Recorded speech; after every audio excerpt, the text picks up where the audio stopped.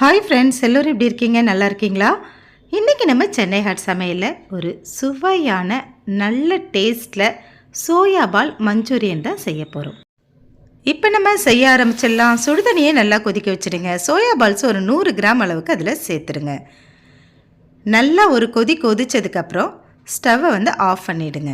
இந்த ஹீட்லேயே ஒரு 15 நிமிஷம் அது ஊறட்டும். 15 நிமிஷம் பொறுத்து எடுத்துட்டு வேறு ஒரு தண்ணிக்கு மாற்றிடுங்க. பச்சை தண்ணியில் மாற்றிட்டு நல்லா பிசைந்து கழுவி தண்ணி இல்லாமல் நல்லா பிழிஞ்சு எடுத்துடுங்க. பிழிஞ்சு எடுத்ததெல்லாம் மொத்தமாக ஒரு பாத்திரத்தில் போட்டுக்குங்க. ஹோட்டல்லலாம் போய் நம்ம மஞ்சூரியன் சாப்பிட்றோன்னா அதிக விலை கொடுத்து வாங்கணும். வீட்டில் ரொம்ப ஈஸியாக பண்ணிடலாம். இப்போ சால்ட்டு கொஞ்சம் போட்டுட்டு மஞ்சள் பொடி சிறிதளவு போட்டுக்குங்க. தனி மிளகாய்த்தூள் கொஞ்சம், சிக்கன் மசாலா கொஞ்சம், வினிகர் 1 ஸ்பூன் சேர்த்துக்குங்க. அப்போ தான் காரம் புளிப்பாக நல்லா ஊறினதுக்கப்புறம் நம்ம இதை பொரிச்சு எடுக்க போகிறோம். 10 நிமிஷத்துக்கு ஊற விட்டுட்டு அதுக்கப்புறம் ஆயில் காஞ்சதுக்கப்புறம் அழகாக இதை போட்டு மொத்தமாக நம்ம பொரிச்சு எடுத்துக்கலாம்.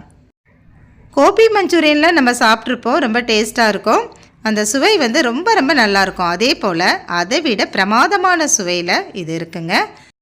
சோயா பால்ஸ் பொரிக்கும்போது ரொம்ப அதிகமான ஹீட் வச்சு பொரிக்காதீங்க. கொஞ்சம் முக்கால் பதத்திலேயே எடுத்துடுங்க. அப்போ தான் நல்லா மிருதுவாக இருக்கும். எல்லாத்தையும் பொரிச்சு எடுத்தாச்சு ஃப்ரெண்ட்ஸ். இப்போ நம்ம இதுக்கு தேவையானது என்னென்னு பார்க்கலாம்.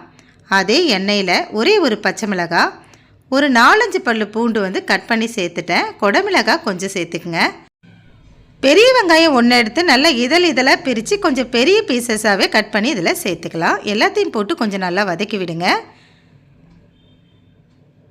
கொஞ்சம் வதக்கினதுக்கப்புறம் இஞ்சி பூண்டு பேஸ்ட்டு ஒரு சின்ன ஸ்பூனில் சேர்த்துருக்கேன். ஒரே ஒரு தக்காளியை மிக்சியில் அடித்து இதில் சேர்த்துட்டேன். தக்காளி சாஸ் இருந்தால் நீங்கள் சேர்த்துக்கலாம். தக்காளி சாஸ் தேவையில்லைன்னு நினைக்கிறவங்க இதே போல் தக்காளி அரைச்சி போட்டுக்கலாம். 3 ஸ்பூன் அளவுக்கு கார்ன்ஃப்ளவர் மாவு எடுத்து கொஞ்சம் தண்ணி சேர்த்து நல்லா கலந்து விட்டுட்டு இதில் சேர்த்துடலாம். இந்த கார்ன்ஃப்ளவர் மாவு தான் நமக்கு ரொம்ப டேஸ்ட்டை கொடுக்கும்.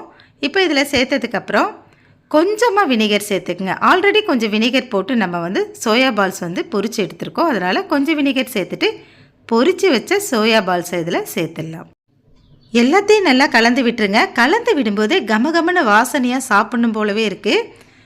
அட்டகாசமான சுவையில் ரெஸ்டாரண்ட்டையே மிஞ்சக்கூடிய சோயா மஞ்சூரியன் ரெடி ஆயிடுச்சுங்க. இது இட்லி, தோசை, சாப்பாடு எல்லாத்துக்குமே வச்சு சாப்பிட்லாம். இதை தனியாக ஸ்நாக்ஸ் போலவும் ஈவினிங் டைமில் செஞ்சு சாப்பிட்லாம். சுண்டெல்லாம் நம்ம சாப்பிட்றோம்ல, அதே போல் இதை செய்து சாப்பிட்லாம். ரொம்பவும் அருமையாக செஞ்சிட்டோம். உங்களுக்கு இந்த வீடியோ பயனுள்ளதாக இருக்குன்னு நம்புகிறேன் ஃப்ரெண்ட்ஸ். உங்களுக்கு இந்த வீடியோ பிடிச்சிருந்தா லைக் பண்ணி, ஷேர் பண்ணி, சப்ஸ்கிரைப் பண்ணிக்கங்க. நம்ம சேனலுக்கு சப்போர்ட் பண்ணுங்கள். இன்னும் நல்ல நல்ல வீடியோஸ்லாம் உங்களுக்காக வந்துக்கிட்டே இருக்கும். நம்ம சேனலை மறந்துடாதீங்க ஃப்ரெண்ட்ஸ். தேங்க்ஸ் ஃபார் வாட்சிங் ஃப்ரெண்ட்ஸ். நன்றி.